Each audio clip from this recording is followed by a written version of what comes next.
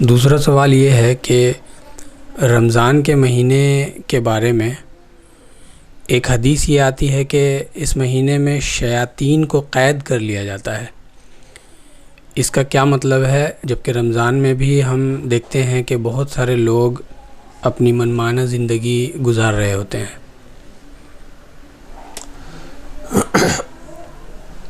دیکھیے، اسلامی تھیولوجی کے مطابق اللہ تعالیٰ نے 3 مخلوقات پیدا کی ہیں: انسان، جن اور فرشتہ۔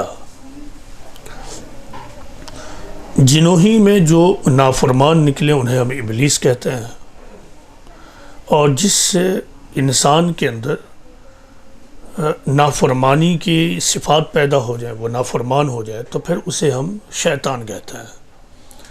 قرآن و حدیث سے یہ معلوم ہوتا ہے کہ یہ شیطان انسان میں بھی ہوتے ہیں اور جنات میں بھی ہوتے ہیں، یعنی نافرمان قسم کے لوگ دونوں میں ہوتے ہیں۔ مور اوور قرآن و حدیث سے معلوم یہ ہوتا ہے کہ یہ جو شیاطین جن اور شیاطین انس، یہ دونوں ہی انسان کے اوپر جو قابو پاتے ہیں وہ اس کے نفس کو کنٹرول کر کر۔ تو رمضان میں جو داخلہ ہوتا ہے وہ رمضان سے پہلے کے مہینوں سے گزر کر داخلہ ہوتا ہے، یعنی ایسا نہیں کہ ہم رمضان کے مہینے میں اچانک پیدا ہو گئے ہیں، بلکہ اس سے پہلے 11 مہینے کو گزار کر ہم یہاں پہنچتے ہیں۔ تو اس دوران ان 11 مہینوں میں ہمارا سابقہ جناتی شیطان سے بھی پڑا، انسانی شیطان سے بھی پڑا۔ اب جس انسان نے اپنے آپ کو جتنا زیادہ شیلڈ کیا، جتنا زیادہ شعوری طور پر شیاطین جن اور شیاطین ان سے بچانے کی کوشش کی، اتنا ہی زیادہ وہ محفوظ ہے، اس کی شخصیت محفوظ ہے، یعنی اس طرح کے شیطانی اثرات سے، خارجی اثرات سے وہ محفوظ رہے گا، یعنی وہ ان چیزوں کو فیس کرے گا لیکن وہ محفوظ رہے گا۔ اب یہ جو حدیث ہے، اس حدیث کا جو مطلب ہے وہ ایبسلیوٹ فارم میں شیاطین کو قید کرنا نہیں ہے کہ ایبسلیوٹ فارم میں ایسا ہوتا ہے۔ اصل یہ ہے کہ اس کا مطلب یہ ہے کہ ایسا ہونا نہ ہونا خود انسان کے رمضان کے پریکٹسز پر ڈپینڈ کرتا ہے کہ ایک انسان رمضان کو کس طرح استعمال کر رہا ہے۔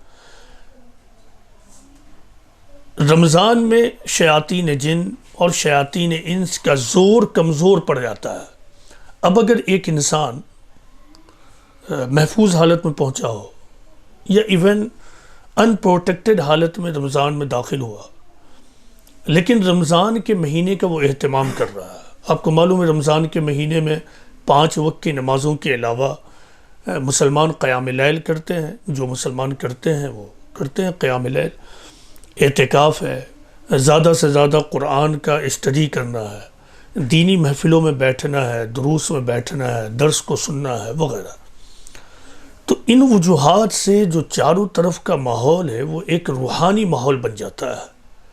اب اگر آدمی ان ماحول کو اور اس اسپریچول انوائرنمنٹ کو استعمال کرے تو اس طرح شیاطین جن کا زور کمزور پڑ جاتا ہے، اور ان ماحول میں شیاطین جن ایک طرح سے وہ زنجیروں میں باندھ دیے جاتے ہیں۔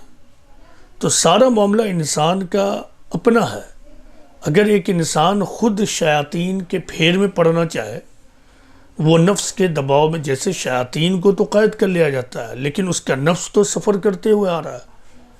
تو ایک تو وہ لوگ جو انتہائی ڈھیلی ڈھالی زندگی گزار کے پہنچے ہوں، اب دوسرے وہ لوگ ہیں جو مضبوط زندگی گزار کر پہنچے ہیں، یعنی مضبوط پرسنالٹی والے لوگ جن پر نگیٹیوٹی کے اثرات کم پڑتے ہوں۔ تو یہ لوگ رمضان میں اور مزید اپنے آپ کو اسٹرانگ بنائیں گے۔ لیکن جو لوگ کمزور ہیں اور ان کے اندر ان کا نفس اب بھی موجود ہے، شیاطین کے زور کے کمزور ہونے کے باوجود، تو اب اگر وہ اپنے نفس کو زیر نہیں کرتے ہیں، نفس کو نہیں دباتے ہیں اور نفس کو دباتے ہوئے رمضان کے اعمال کو انجام نہیں دیتے ہیں، تو ظاہر ہے رمضان کے ملنے کے باوجود رمضان کے وہ فائدے ان کو نہیں ملیں گے۔ تو یہ حدیث کا مطلب یہ ہے کہ رمضان پوری طرح اسپریچولی ہائٹنڈ ہوتا ہے، روحانی اعتبار سے یہ ایک بھرپور مہینہ ہے۔ جو لوگ چاہیں وہ اپنے آپ کو شیطان سے پوری طرح بچا سکتے ہیں، لیکن جو لوگ نہ چاہیں تو ان کے لیے رمضان میں بھی گمراہی ہے، ان کے لیے رمضان میں بھی نافرمانی کے سامان موجود ہیں۔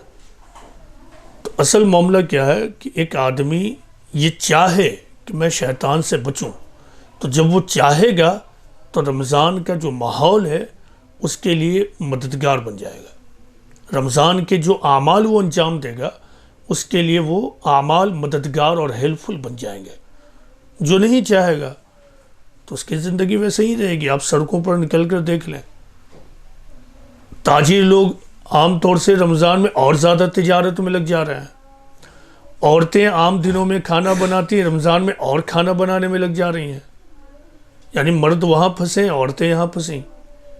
تو پھر اس کا مطلب کیا ہے کہ انہوں نے اپنے نفس کو زیر نہیں کیا، تو ان کا نفس ان پہ حاوی ہو گیا اور اس طرح وہ گمراہی میں پڑے ہوئے ہیں اور اللہ کی رحمت کو ریسیو کرنے کے قابل نہیں بن رہے ہیں۔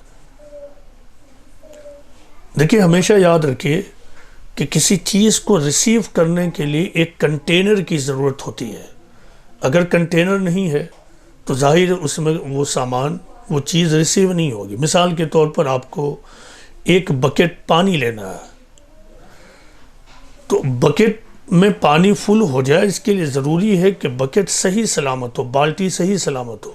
اگر بکٹ یعنی بالٹی کے نیچے ہول ہو اور اس بالٹی کو ایک عظیم الشان واٹر فال کے نیچے رکھ دیجئے، اس کے باوجود بالٹی کو جب آپ اٹھائیں گے تو بالٹی خالی ہوگی۔ یہی معاملہ رمضان کے مہینے اور انسان کی پرہیزگارانہ شخصیت کے ڈیولپمنٹ کا ہے۔ تو جب تک انسان اس کے لیے تیار نہ ہو تو رمضان جیسا عظیم الشان مہینہ بھی ان کے لیے کچھ نہیں کر پائے گا۔ پہلی چیز ہے خود پریپیئرڈ ہونا۔